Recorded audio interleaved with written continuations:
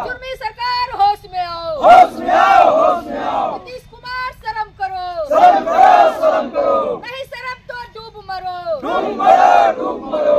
इनकलाब जिंदाबाद, जिंदाबाद, जिंदाबाद। भाई एकता जिंदाबाद, जिंदाबाद, जिंदाबाद। आवाज दो हम एक हैं, एक हैं। मैं आपका चैनल को धन्यवाद करना चाहूँगा कि जो नाई समाज के गरीब तबके के जो हमारे गरीब समाज के लोग हैं उनका आवाज़ आप उठाने का काम कर रहे हैं।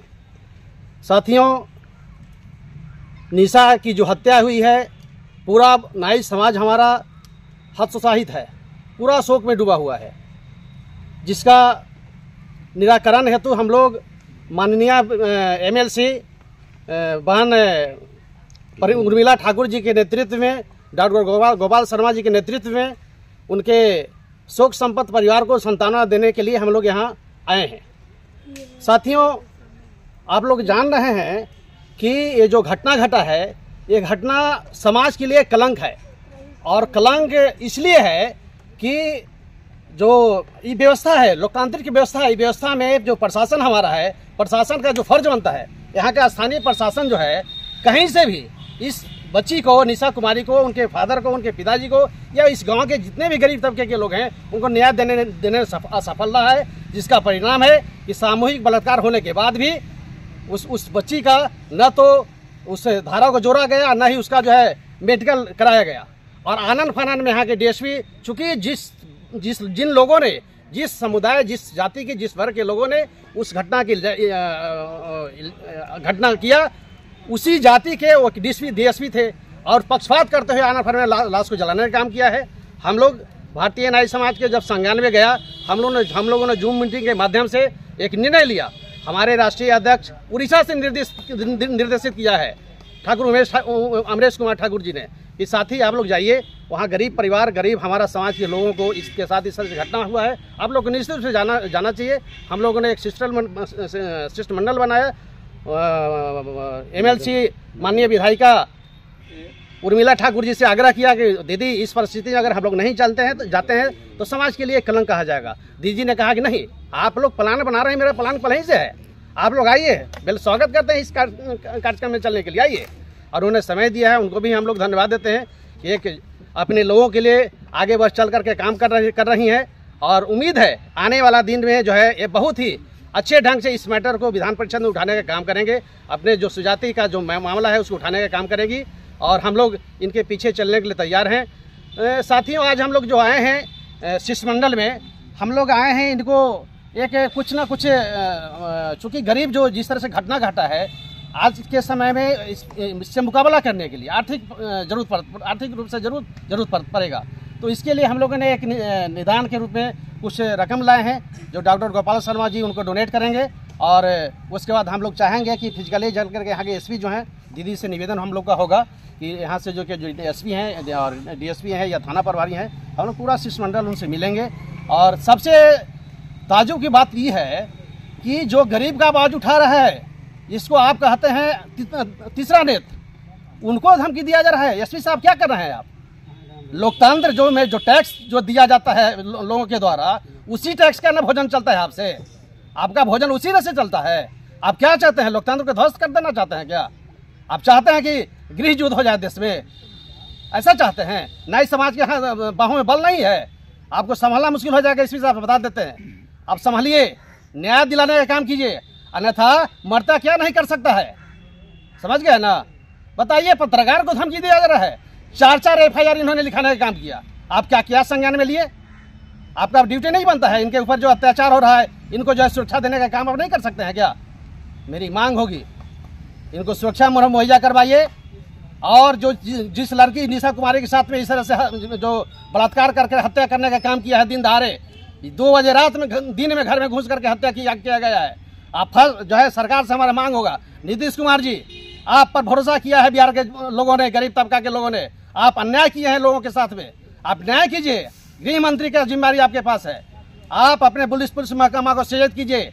और फास्ट ट्रैक कोर्ट का जो है ना, इस मैटर को देखने के लिए हम तो कहेंगे कि अति पिछड़ा समाज के लिए फास्ट ट्रैक कोर्ट का जो है आप गठन कीजिए, और उसमें त्वरित कार्रवाई करते हुए न्याय दिलाने का काम कीजिए। अन्यथा ये नाई समाज के लोग जितने भी संगठन करने वाले हैं, चाहे जो भी संगठन के लोग हैं, चाहे जो भी संगठन करता लोग हैं, सब लोगों से अपील करेंगे कि ऐसी इशू पर, ऐसे मुद्दे पर पूरे जितने भी संगठन करने वाले हैं, चाहे जिस नाम से संगठन चला रहे हैं, सभी का ड्यूटी बनता है, सभी का जवाबदेही बनता है एक मुस्तैदी के साथ एकजुट होकर के ऐसे मुद्दे पर अपना जो है कि एकजुटता के परिचय देते हुए और एक संघर्ष का रास्ता अपनाइए, तब जाकर के आपकी बहन बेटियां सुरक्षित होगी। अन्यथा कहीं से कोई आपका न बहन सुरक्षित है न बेटी सुरक्षित है, और अपने ईगो में डूब करके मर जाइएगा, अपमान का जो है जहर घूट पीते रहिएगा। कोई नाई समाज देश की एक ऐसी संस्था है जो नाई समाज के उत्थान के लिए कार्य कर रही है। जैसे ही हम लोगों के संज्ञान में आया कि निशा की हत्या हुई है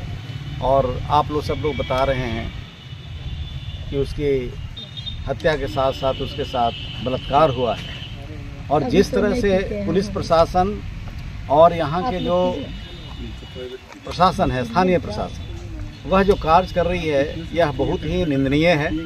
और भारतीय नाई समाज को इसके लिए बहुत ही खेद है।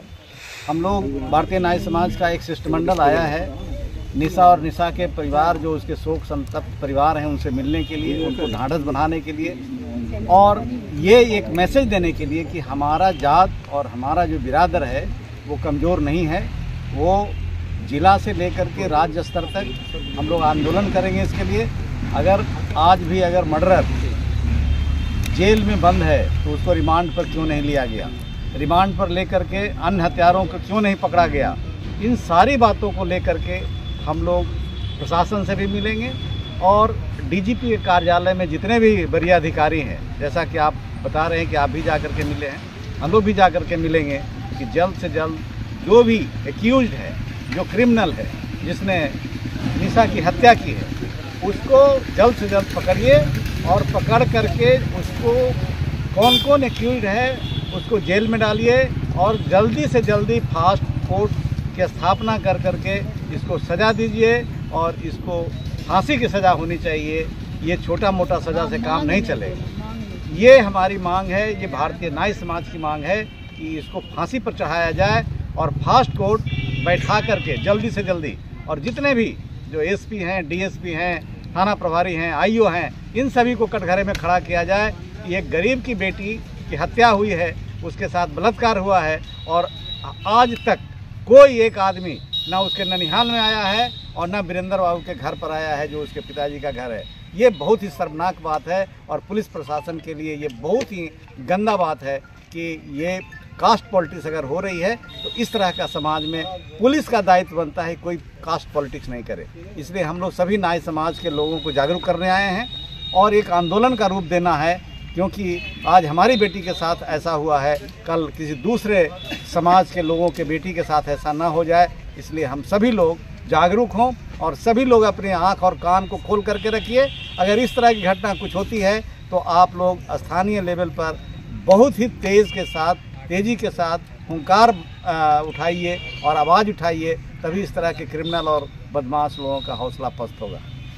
सिर्फ यही परिचय क्या? गया में कमलेश ठाकुर की बेटी के साथ आपका परिचय क्या हुआ सर? मेरा नाम राजू ठाकुर है।